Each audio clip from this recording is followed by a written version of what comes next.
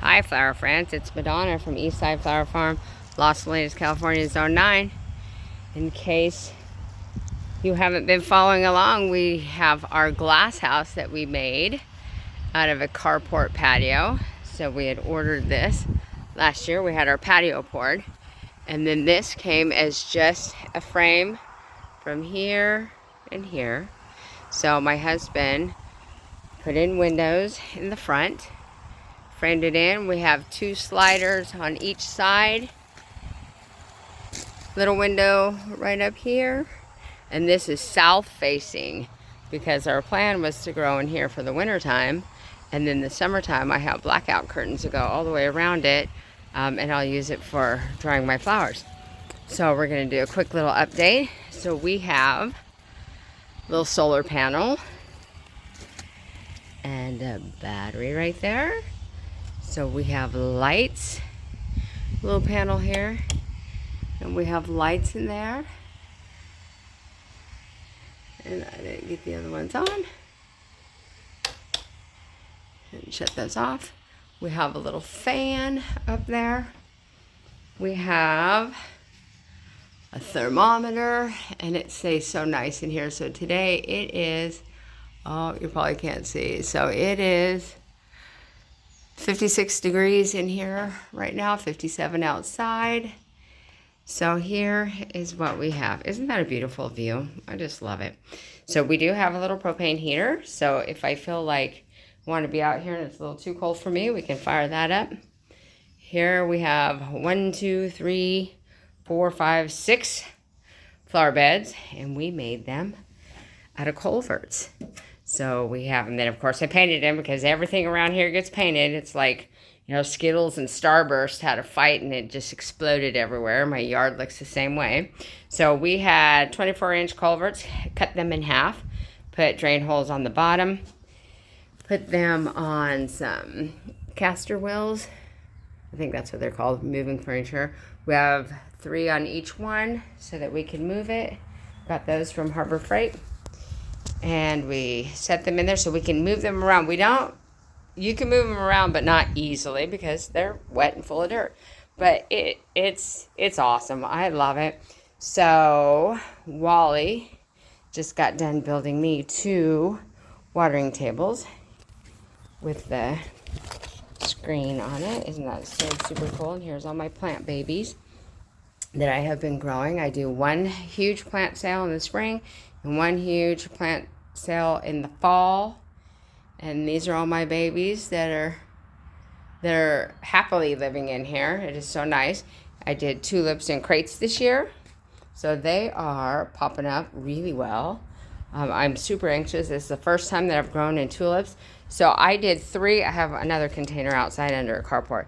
I did 3. I think there's about 50 to 70 in each one, laid like egg carton. I put 2 inches of soil on the bottom, a potting mix, and then put them all in there like egg cartons. So, you know, shoulder to shoulder, but not touching. And so those are coming along quite well. So here is my bed that I did in the dirt. And we have a few plunking along over here. We have this midsection that's doing really well. And I would tell you what color. I think these are the whites. And then that's kind of getting a little spotty up there, but they're starting to pop up.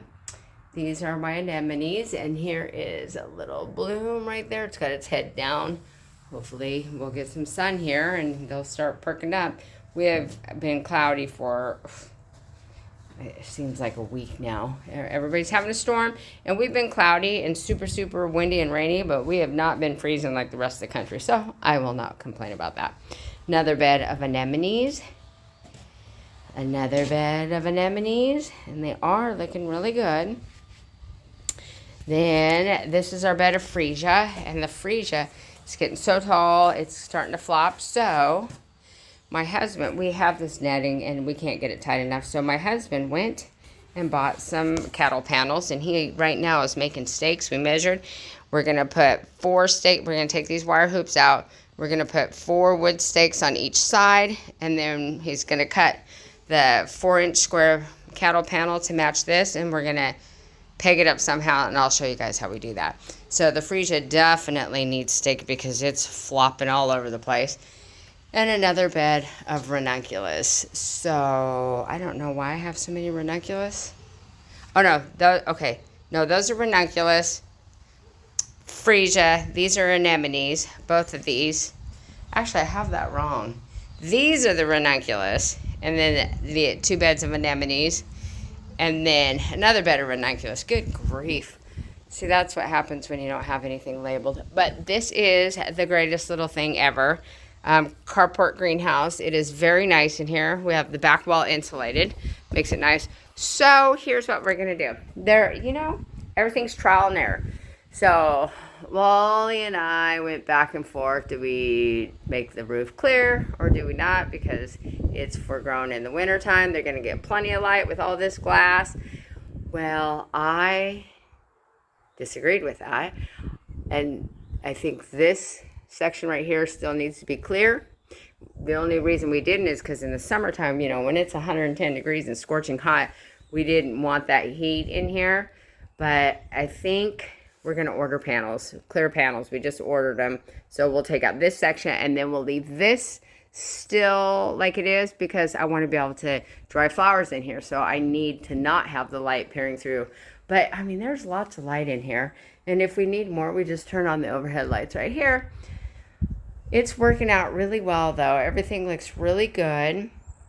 I can't wait to get outside and start, there's my dahlia beds over there. So outside, see if we can, there's my dahlia beds. I've only got to dig up some of them and then we've had rain forever. So now I can't do anything, but everything really, really, really needs to be cleaned up. Our weeds are growing because of the rain. And that's just what happens. That's life. At least it's all green. Look at that. The field is all green. And it's nice today. It's cool, but it's nice. I'm not wearing a coat right now, so it's pretty nice. Here's my new path that I built about a month or so ago. So now I can walk from the greenhouse, which is back here. So from the greenhouse, and we're just finishing up with that. So now we'll clean up all around it because it's a mess right now, but that's the way it goes. So there's my potting shed. So now I will have a brick path all the way from the greenhouse to our house right there. So everything's just kind of, dormant right now. It's the middle of winter, and I have a feeling that after this storm, it's going to start warming up some, so everything should start coming to life. Here, you guys need to look at my bamboos. They're doing really, really well. So these are our giant bamboos, and they are throwing off babies. They're clumping, so they don't have runners. They're actually clumping, and what they do, this was our first big one that we did just in April of last year, and it's already pushed out 5 babies. So now we're going to cut those out of the ground, and this one we lost, so we'll transplant one into there. This one, I love it, reminds me of like Gilligan's Island.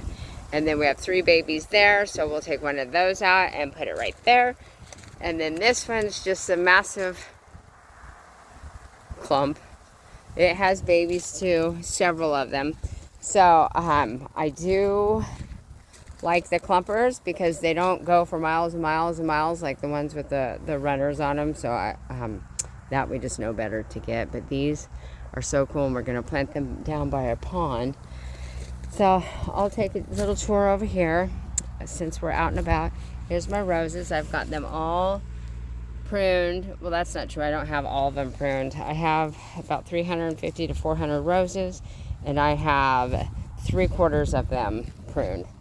So here is my little bed of stock. So I just dug the dahlias out of here last week, and I planted all my little stock babies, so we'll see how they do in here.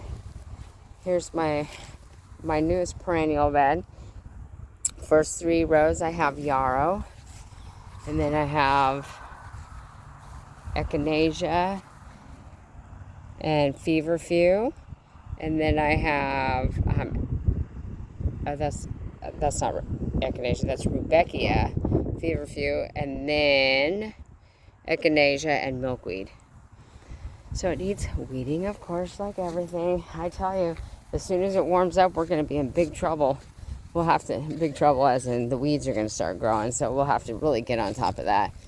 So these dahlias, these are the ones that I'm perennializing this year. Everything that it is in this bed, I'm only going to dig out the ones that I need to split and I want to make more of.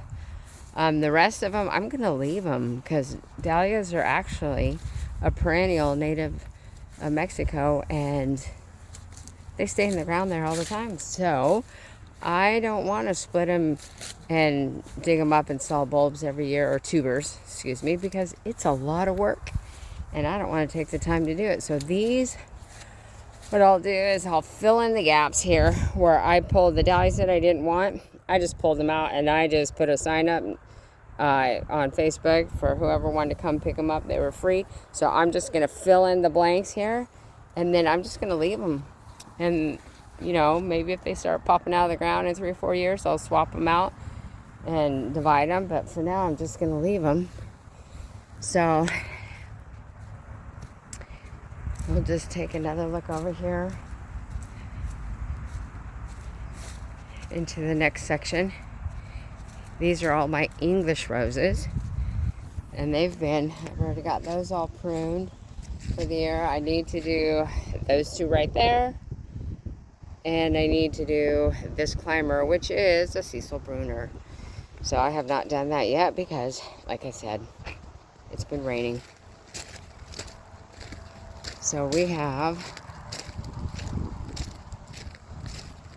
this one that I've still yet to... I start hacking on this one and then I started pruning this one and then it started raining, so I had to stop. So here's... You can't really... Let's walk in here. Here's my sage. I love it. Salvia. It's a salvia. And I love the smell of it. So here is my rose garden. And of course I still need to do these 2. And I will. Hopefully this weekend.